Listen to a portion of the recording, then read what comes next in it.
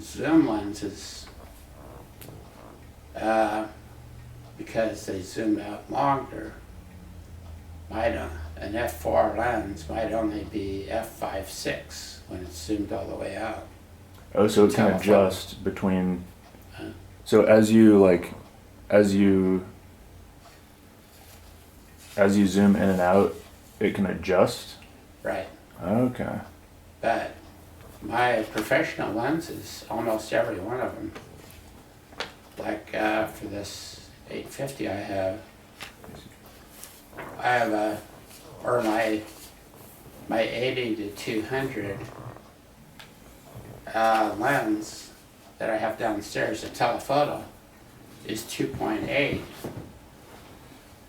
and it's 2.8 no matter what distance I shoot it at, because it's a $2,000 piece of glass.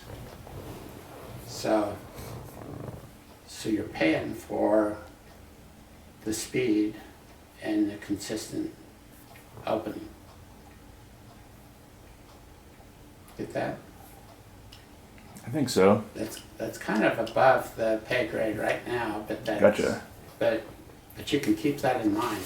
Yeah. But your telephoto is a fixed lens. Yes, unless it's a zoom lens, Right. then it will vary from, That's why it was just an F.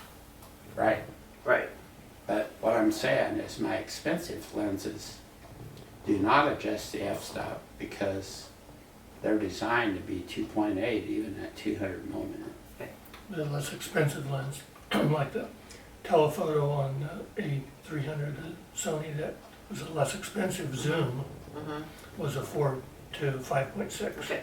Because it was a less expensive lens, and that was one of the downsides Right. of the less expensive lens. Okay. Have So we we're gone? going to go to that maximum. At 2.8, I said it was a fast lens. And the faster, the bigger opening, the more expensive the glass. Have we talked about how aperture affects the photos yet, or are we gonna get to that? We'll get to that. Okay, cool. Yep. So this is my 1972 Nikon F. My 1967 was my first one, but it was stolen after I had it for like 3 years. And I found this Nikon F2, which is in 1972, but it's in perfect condition, and it's had thousands of rounds of film, rolls of film. But what this does, I can put this, see if I can,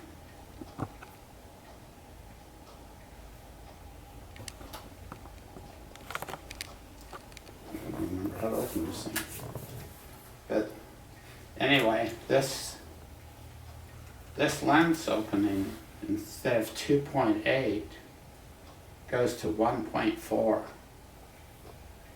which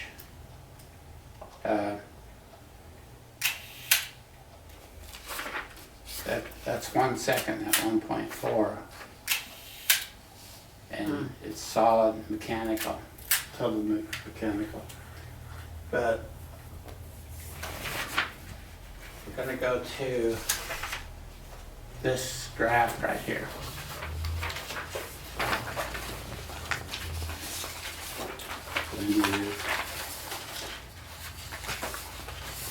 Okay. So this is my lens right here. This is the subject to the left, and all the light that comes through the lens focuses on one point and one point only on the film. Okay? And that's by adjusting this lens where you adjust the focus.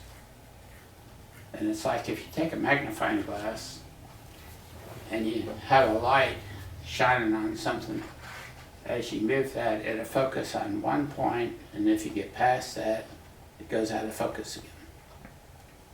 Everyone got that? Okay. So that's what this is doing. this distance here, F1, would be the distance of the opening would be the same distance as the distance to the film. So it would be basically impossible to bend the light that much. So this is a 1.4, which you can buy a 1.2, which is almost 1:1. But then with that ratio, if it was f8, it would be 1:8 ratio. So this opening would be more like the red lines on that chart. So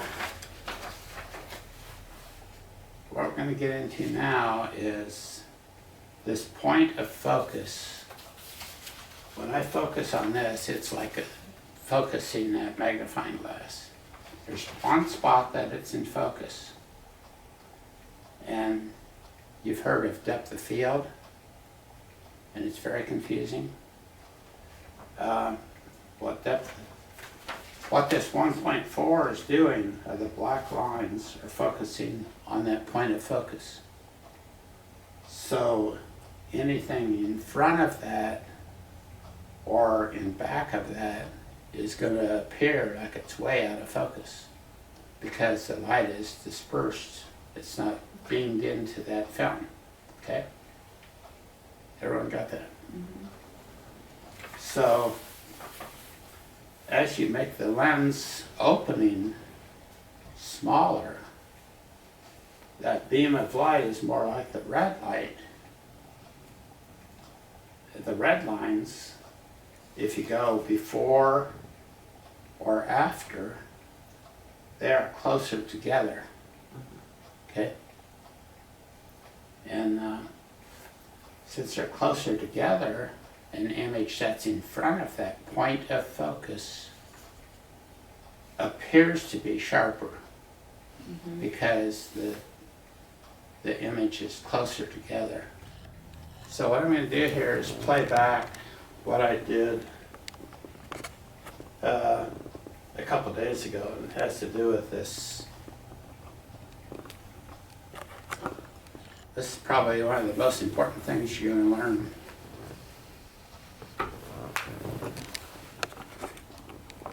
Oh, Okay, so we're gonna play pretty cheesy. so this is my marble board here, taken at this angle, and Oh, awesome. this is where I focused. Okay, the lens I have on here is also 1.4, Okay. same as this 1972, Good. and they don't have very many 1.4s.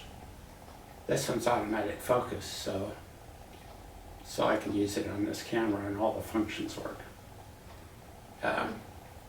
So I focus this manually, and you can see where I focused exactly on these holes, okay? Then,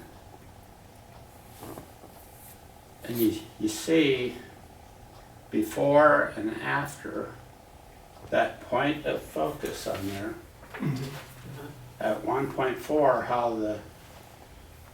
how the light is spread out, and that's why it's not as sharp, right? So then I changed to 5.6. So this opening in the lens is smaller, and you can see where these are still soft. But the center ones are still the same. So if I go back to this one, that's with the opening wide open. And you Right. can see from the chart where the light is dispersed in front and behind. Everyone's got that, I think, right? So then at 5.6, this is still out of focus, but not as much. Yeah. So then, this is at f16, the smallest opening that this lens has. And since this is such a close-up, you still don't get everything sharp. Close-ups are a lot tougher than the droops. But how much is in focus on this picture? Still It's only the those two same. lines. It's the same strip that's only in focus. Trick question. Yeah. Got it? You're exactly right. Right. And the point of focus is still exactly the same. And so what's in focus is still the same strip, only by having a smaller opening, it appears that more of it is in focus. So if you do a group of people and you shoot it at 1.4, the center row of those people might be in focus. But if you shoot at f16, they all appear to be in focus. But they're not actually, because you still only focused on that one. But that's called acceptable focus. Mm. Okay. So for a given picture, you have acceptable focus, but you always have your one focus point. And if you get that, you'll understand everything else that we do. Okay. Okay. Fascinating. So, I think that's all I had on that one. And after a while, we can play with this too, because I can take the picture right here and then show it on the screen.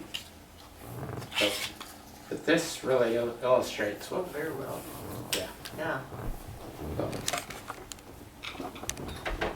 It really does, because you're correct, because it really does, What's that? it really does show that. I mean, to look at it, it looks like, you're right, it's acceptable focus. I mean, it looks like it's in focus, but yet when you look at a group, to most people, it looks, Right. Everybody's the same. everybody's the same. And And so Both sides that's are because gonna this distance, the human eye just can't pick it up, right? Or it can hardly pick it up. That Right. that small distance between the red lines when it's close to the point of focus. right. Mhm. Yeah. It's acceptable to a certain point, and but then that changes. This is a little confusing, but it changes with the distance from the camera. Hmm. Because Right, if you the take farther a away. picture that's a little bit further away, at f16, it's all going to appear very sharp. Right. But this extreme close-up stuff, it's very hard to get a lot of, that's called depth of field. Mhm. Okay. The depth of the field of focus is what we're talking about. All right? Mhm. So, when I did the one at f16, I think you can turn this off for now. When I did the one at f16, I had the camera on a setting that the shutter speed was much longer than at f1.4. And the reason is the same as the water. It takes the same amount of light to get that picture, whether it takes a long time through the funnel or if it's very quickly pouring it directly into the glass.